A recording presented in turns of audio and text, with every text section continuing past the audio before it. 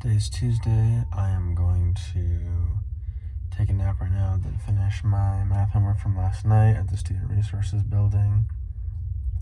And then we also have a Big Four event today, so I'll get to talk to more recruiters, and I will need some time to prepare for that. And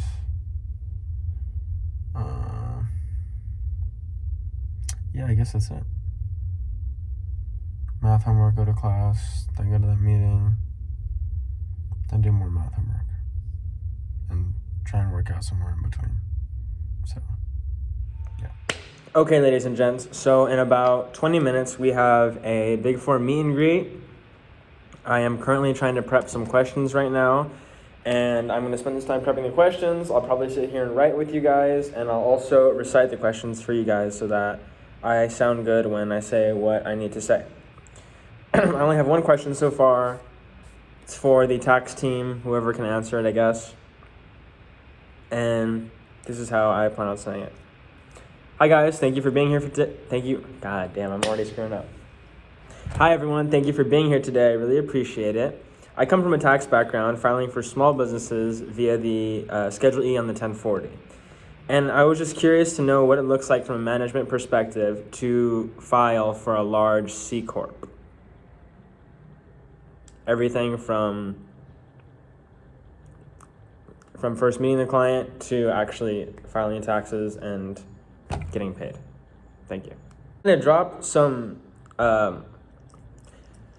special words in there like Schedule E on the 1040. Nobody knows about that. I bet you no one in this meeting will know what a Schedule E is on the 1040. And I bet you a lot of people don't know what a C Corp is. But I do know what an S Corp is. I do know what a C Corp is because I am an actual C-Tech registered taxpayer. I am the actual accountant. And I hope that these guys know what that means also. So they can see that and they can say, hold on a second, this kid actually knows something. So that's the first question. Second question I think I'll do is about the software. So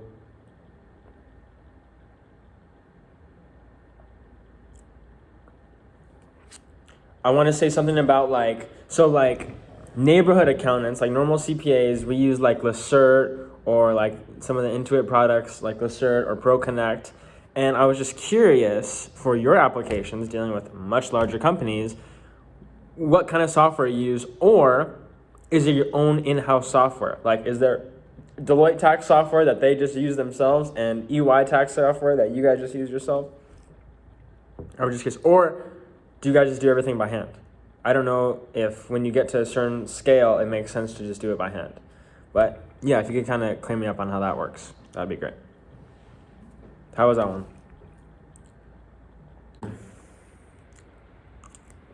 Panda Express.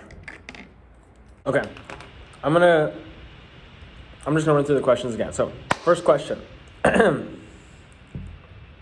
Hi everyone, I'm Matthew. I'm really excited to be here, and I'm really grateful that you guys are here spending your time with us to help educate us on the field that you guys are in. And so my question is, no, I shouldn't say that. I'm glad that you guys are here to spend some time to educate us on your field. I come from a tax background, filing for small businesses via 1040 Schedule E. And I was just curious because the scale at which you guys operate at is so much larger. What it looks like from a management perspective to file for a C corporation. Okay, so we have 14 minutes left. I'm just going to keep running through my questions and hopefully try and get as many more down as I can, and we'll go from there. I'll try and record the meeting, but I can't make the videos an hour long. I'm sorry. The last time it was such a pain uploading that video. Like, I don't have enough storage on my phone. Hi everyone, I'm Matthew. Thank you guys for coming. I really appreciate it. I come from a tax background, filing for small businesses via Schedule E on the 1040, and I was just curious to know what it looked like from a management perspective to file for a very large C corporation. Thank you. Okay. Second question. Hi everyone, I'm Matthew. Thank you guys for spending your time here today. I was curious to know from the tax side, if you guys use any tax software to streamline your returns. For example, local CPAs that I know use Lacerte or Drake to prepare taxes. And I was just curious if each firm had their own proprietary software, or if there's nothing to handle the kinds of returns that you guys do, or kind of how that works on the back end side of things. Thank you. How was that? Good? Bad? Imagine they're like, yeah, we just use Lacerte. Hi everyone, thank you guys for being here. I am Matthew. I come from a tax background, filing for small businesses via the Schedule E on the 1040. And I was just curious to know what it looks like from a management perspective to file for a really large C corporation. Second question. Hi everyone, I'm Matthew. Thank you guys for spending your time here today. I really appreciate it. I was curious to know from the tax side if there's software that you use to help prepare taxes. I know that local CPAs will often use Drake or Lacerte, but I figured that those softwares, those applications wouldn't be applicable for the scale of clients that you guys have. So if you could clear up how you do the nitty-gritty of your clients, that would be great. Thank you. How has AI adapted your business model? That's a good question. I heard that PwC just got some on.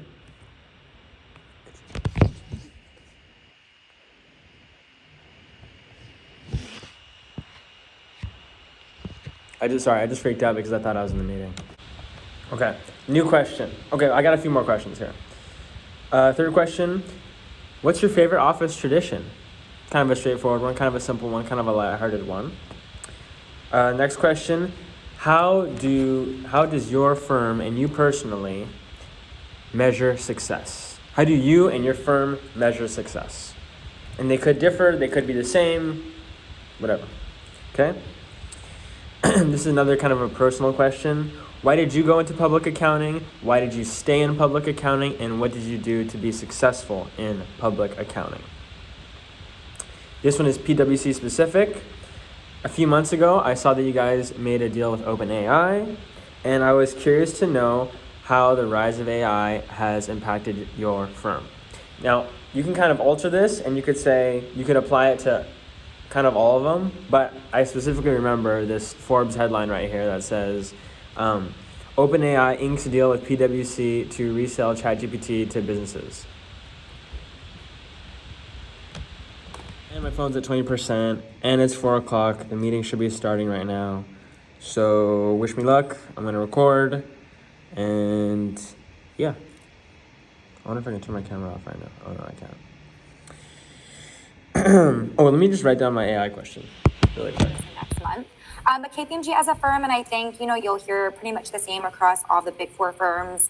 We're one of the big four public accounting firms. We recruit across our audit, tax, and advisory practices, so opportunities within all practices. Currently, we are recruiting for remaining 2025 positions, which are pretty limited, in addition to summer 2026 hiring. So if you're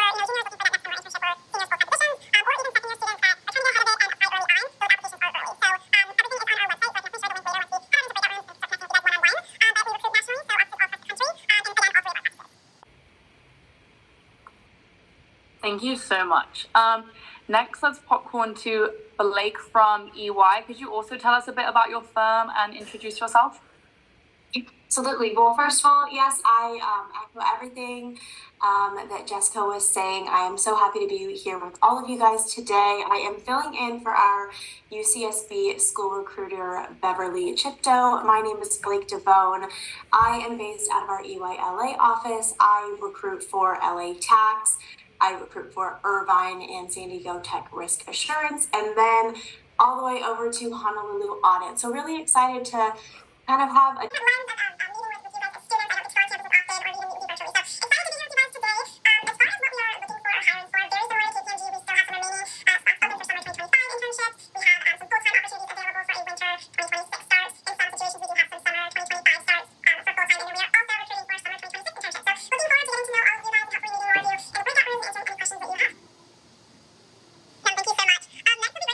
hear from Sarah from Deloitte. Again, just a little introduction about your firm and what you're looking to recruit for.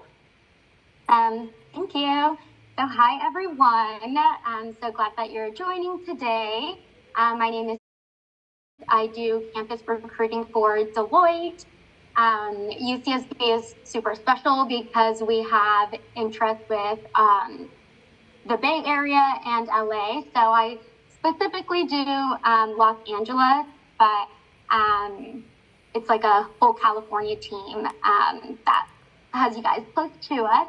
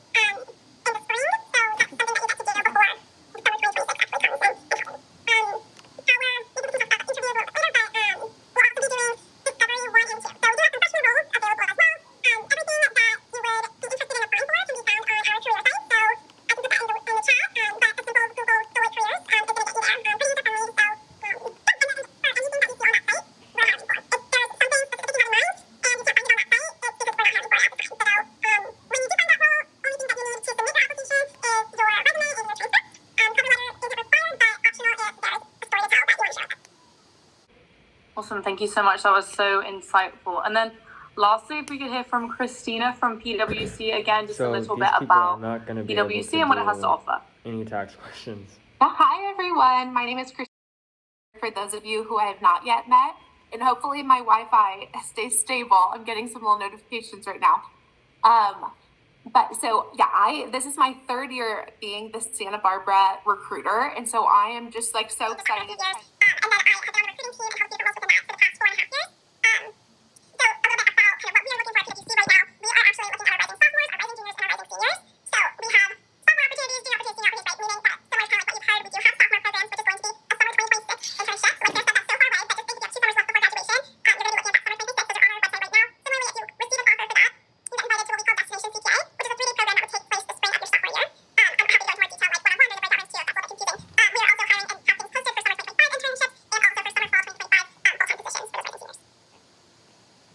Thank you so much. This is all so exciting. Okay, so now let's talk a little bit about getting those applications in. So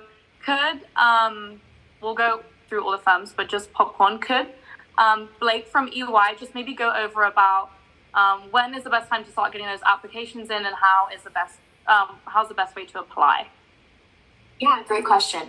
So I would say anytime when it comes to applications, sooner is better. We have had jobs posted since August 14th. They will continue to be posted through October 14th. Again, I think that if you are ready now, you're feeling good to go with your transcript, with your resume, and you've really honed in on the role that you're interested in and the location that you're interested in, you should certainly apply today as soon as possible. That will help increase your likelihood of getting, an interview sooner, and then you can just hopefully solidify a spot and feel great going into this next semester and or quarter, and not have to worry about, securing an internship or a full-time role. So hello. Hi, how are you? I'm good. How are you? It's good to meet you, Angela. I'm doing well. Nice to hear. Can I ask more technical questions here? Yeah, go ahead. Okay. So my first question is, I come from a tax background, but I only have filed for small businesses on Schedule E of the 1040, and I was really curious to know what it's like from an upper level to file for a really big, C Corp, like one of your clients. I see. Okay, so this is a super tech question that I think, hi Collis, but I don't actually work with tax returns that much, and it kind of depends based on what group you're in, but I sit mainly in the rewards group where we do a lot of work for companies that are giving out equity awards to their employees. So I don't touch any like corp tax or partnership taxes or anything of that sort. So I think Collis actually could answer your question a little bit better because he's had past experience about this. But if you want to repeat to him, you can. Yes. Yeah, Hi, sure. Angela. Hi, Matthew. I think I was course. on mute earlier. Hi, Carlos. Yeah. Nice to meet you. I'm Matthew. Nice to meet you too. My question was just around what it's like to go through the whole process of filing for one of your larger clients. I come from like filing for really small clients who are just on the Schedule E of the 1040, but I was just always curious to know what it's like for a massive client.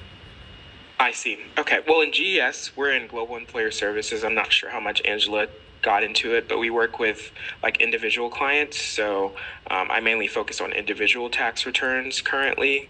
And so those individuals, it depends on how much like outside income they have versus income from Apple. So the clients within GES, some of them are like really high net worth individuals that have many like different sources of income. But I was also in our business tax services service line last year, and then I switched over to GES like almost a year ago now. I mainly worked on partnerships then, so there were some bigger clients there. But those are mainly like 1065 returns, Right. Partnership returns. So there were like a lot of K1s and K2s and K3s. But I didn't get to touch much corporate tax, unfortunately. But I know with those engagements, there's like several different components of putting the whole process together, especially when there's like different subsidiaries and then international implications. I'm not sure if we have anyone from BTS that joined. Let me see. I'm curious. Isn't there different Deloitte tax breakout rooms? I believe there was 4. Oh, there's 4. Okay. But there's Just curious who's no. on that. It just says like 1, 2, 3, 4. Oh, gotcha. So I didn't really Okay. know how to differentiate them. I think we only have GES people. Oh yeah, it looks like all GS people signed up. I think the BTS people are like super busy right now because Yeah. they're like approaching the September 9/15 and 15th? 10/15 Yeah. deadlines. Yeah. So we're not as busy as them. So, Yeah, it looks like it is all GS. So does that mean that you guys file extensions?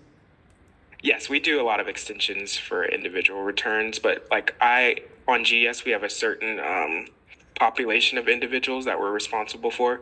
And so for my population, it was like 65 people. I'm almost done with almost all of them. I think there's like 2 returns that are still outstanding. But yeah, we file extensions for everyone just as a safety net if their information's not complete by the April 15th deadline. Right. And I've heard from other interns that if you're in audit per se, you're working on one line item for like one client because it's such a massive figure that like you need a staff of people just for one part of one form. Is that true or? Yeah, they work on like the income tax provision or expense that goes on the line item of the income statement. I'm not sure how that exactly works from a tax perspective, but I know it's very convoluted with the provisions. They have to have like calls with the audit team, so they work together to solve that and get that one line item. But yeah, it takes a long time. Okay, and What I've heard. my last question is kind of more lighthearted. Do you have any office traditions? Ooh. Interesting. I don't know if you would call this a tradition, but every year we have like one day that's dedicated to just volunteering. So we call it Impact Day, but it happens like in the beginning of June, I believe, and everyone just takes the day off to go and help out their local community. So, yeah. Okay. Is there any preference in terms of moving up the ranks, whether like someone who goes in the office, they'll have a better chance at getting promoted compared to someone who doesn't, or does it play no effect whatsoever? That's a good question. Yes, I think it kind of does. Yeah, I think the more you go in, like we have like our badges, so they're able to see like what.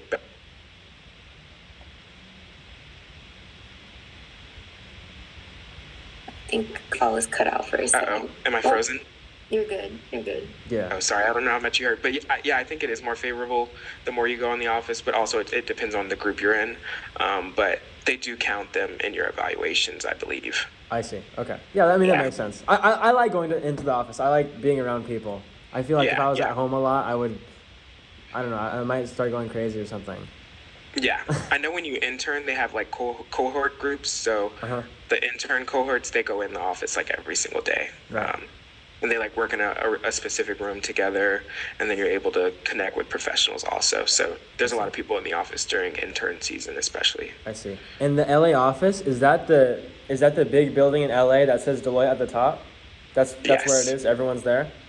That's our main office, but we also have like 3 satellite offices, I believe. There's one in Glendale, Inglewood, and then we have an office in Manhattan Beach. But the downtown office is our biggest office. I see. And is that building all Deloitte?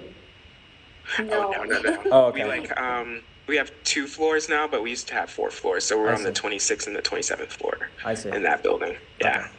I was just curious because it's only one name up there, so I don't know how it works with the leasing. Yeah, they just pay extra, have their letterhead on the building. Okay, But yeah. yeah. I guess it's That's a worth fair it. question. Though. It's worth it. Yeah. Okay, guys. Well, it was really great hearing from you guys. And I hope to see you guys soon. Yeah. Nice meeting you, Matthew. You too. Is it okay if I connect with you guys on LinkedIn? Yeah, for sure. Okay. I'll see you guys soon. Okay. Thank you. Thank you. Matthew. Hi, how are you, George? Good. What's happening? A lot's happening. I'm here with the firms having this session. It's gone really well so far. I just came from another Deloitte another breakout room. Okay, cool, man. So, how's everything at UCSB? Everything is great. I'm really happy with the undergraduate accounting program. Good. Or I'm sorry, Good. with the accounting society, I should say. It's Oh yeah, I joined that actually late, like my senior year, but it was very helpful for me to get my stuff together and organize and do the meet the firms and all that. I have to understand some different elements of the rules and regulations and how to treat certain transactions or people or just income or expense amounts. So, and I do global employer services, so I'm always working, like we have a client, tech-based client with mobile employees kind of around the world, and we handle their taxes in all these foreign jurisdictions. So I have teams across the world that handles one piece, I handle another. We're trying to avoid any double tax. We're taking certain positions, whether it's treaty or domestic law or whatever. But I find it pretty fascinating that I'm dealing with, multiple individuals, some making a lot of money, and then also with the company on anything that involved with them. I see. So you mentioned earlier about how you have to explain complex tax strategies to clients. And my question was, do you ever have issues managing client expectations? Like they want to be here with their liability, with a tax liability, but you know that they're going to be up here. And I know that Deloitte has the best reputation around. So I wonder if you ever have clients like that, because I file taxes and I have had clients who wanted to be here and it was simply not possible. So I wonder if you have that same experience or Great question. no. So you're doing the Vita program? No, I run my own accounting firm. Okay. Yes, we try to manage expectations as best we can, but the problem is sometimes we don't have all the data, right, to put together the complete. I mean, you may have 100 different data elements impacting the final resulting liability, right? And if we can get ahead of it with estimates prior to deadlines, we can get ahead of it at year end. We do that on certain accounts. Really depends on the engagement. But sometimes, you have somebody that's authorized and they make a ton of money, but then they may have a huge stock sale that they may have something that generates a lot of income that isn't subject to withholding, right? And then you have to give them the results and manage that kind of, hey, this is where you're at, and this is the why. So the most important aspect, I think, is understanding why this is occurring and see if that on a go-forward basis, how we can mitigate that, right? Through estimated payments, through increased withholding, Right. through whatever we can do, right? But we try to get as much facts up front. So for instance, when we have someone moving to the U.S., moving outside the U.S., we have a meeting with them, right? This is before they leave. And let's say they're moving to Singapore. Singapore is a low tax jurisdiction. Taxes are roughly 18-20%. Singapore does not tax on residency. They don't really tax outside income, right? So their Singapore liability is going to be pretty minimal, right? Well, how does that impact the U.S. side? Well, you're going to have some type of credit, so you're going to mitigate or lower some of the U.S. tax, but they may pay a lot of U.S. tax on all their other stuff. So you have to manage that impact. Now, I, as a director, have to deal with certain escalations, which means that we have a kind of a dicey situation. It could be anybody moving or anywhere. I see. And you mentioned having 5 rental properties. So I assume that would be on the Schedule E? Correct. Good job. That is my bread and butter. I have my real estate license. I got it when I turned 18, and that was a path that I was considering following. And then as I got into real estate brokerages and saw what they did day to day, I realized that it was a lot more being the mayor, and it wasn't as analytical as I thought it would be. And not saying that I'm not a people person, I think I'm very social, but I view myself as a more analytical person, and I think that's kind of where I wanted to move into accounting. But good for you. Now that I have my license and I have my tax license, I'm not sure if you're familiar with it. It's the CTEC license. No, I'm not. Yeah, it's like there's like the CPA, and then there's the enrolled agent, which is the highest IRS designation, and then there's me. I consider myself, it's like the baby CPA license. But you need the license to have the EFIN and the PTIN to be able to file taxes. Yeah. Correct. As by myself. So you're going to plan to sit for the CPA then, as soon as you graduate? Yeah, I think so. Yeah, I definitely, because I was in the same boat.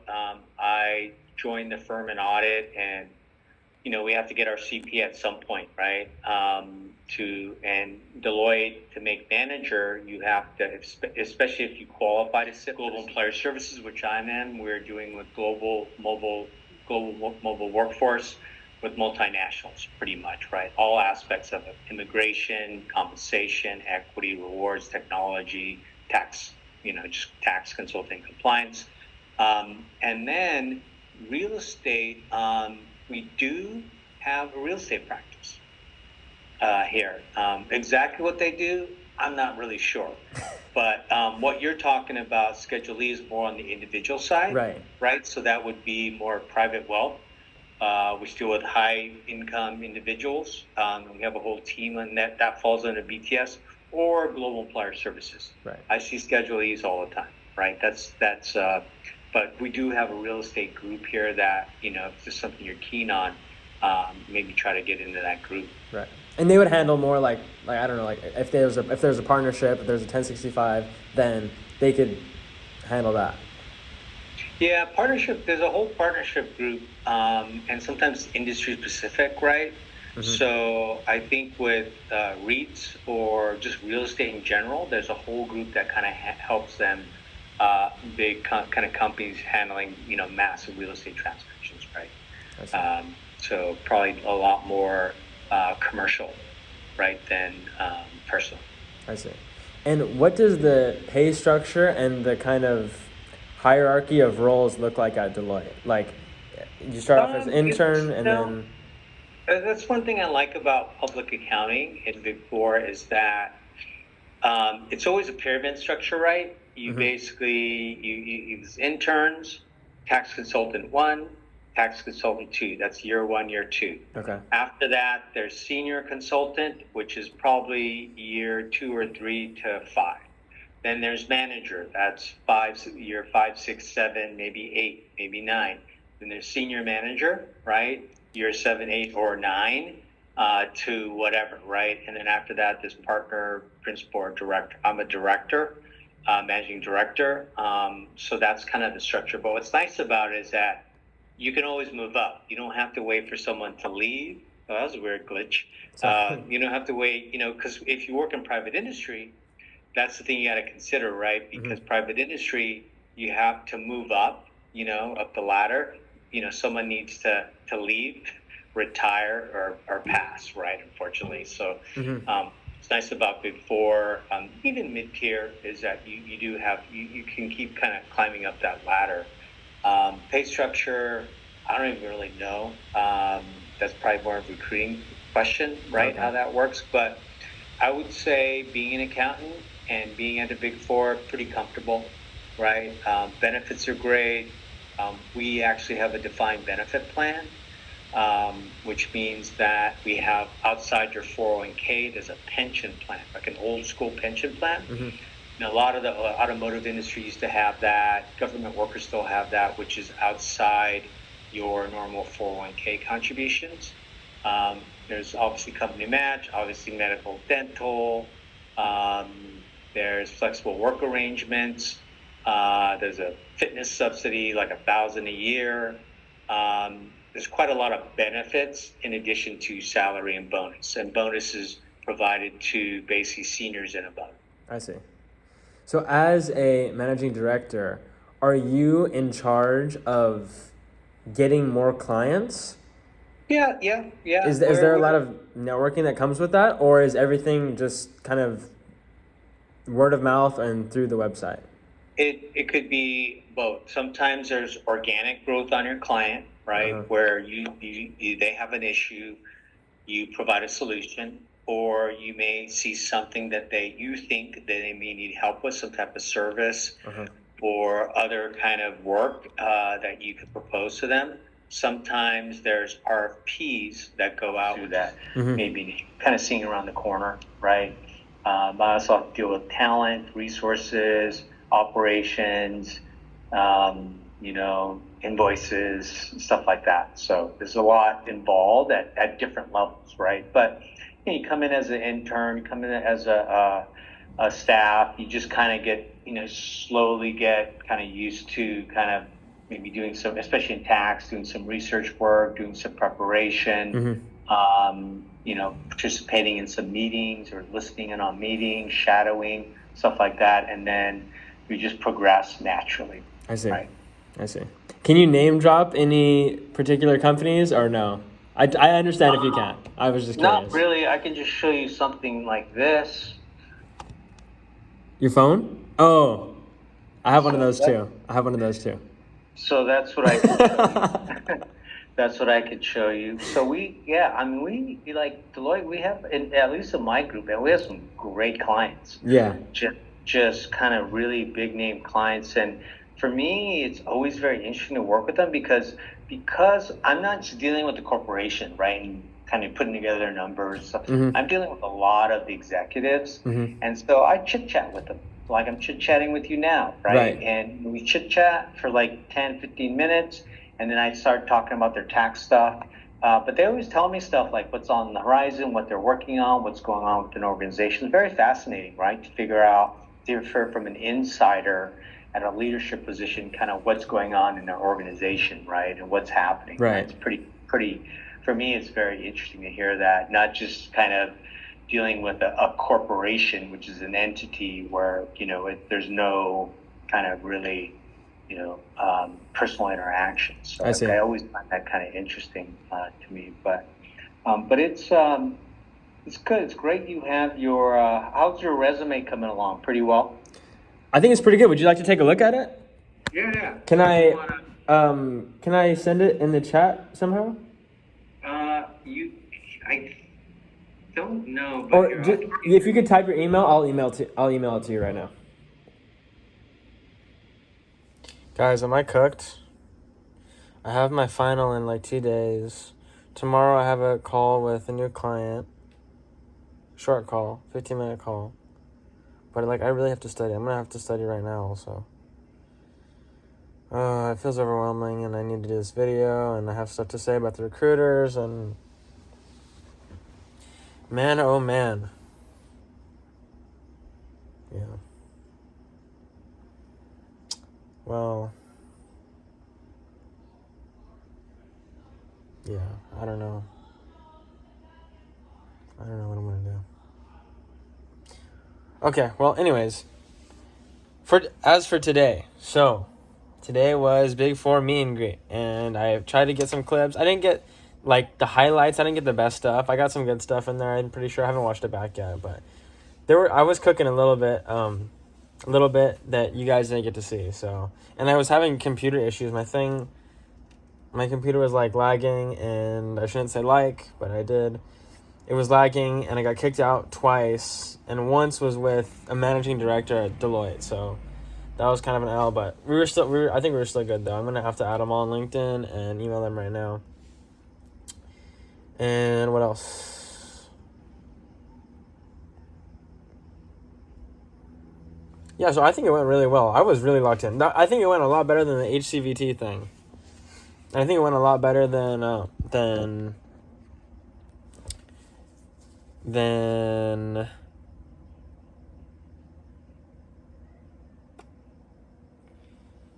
I think it went a lot better than when I originally met John. So, yeah. Anyways, that's all. I'm going to try and edit the stuff right now and work on my homework, so peace.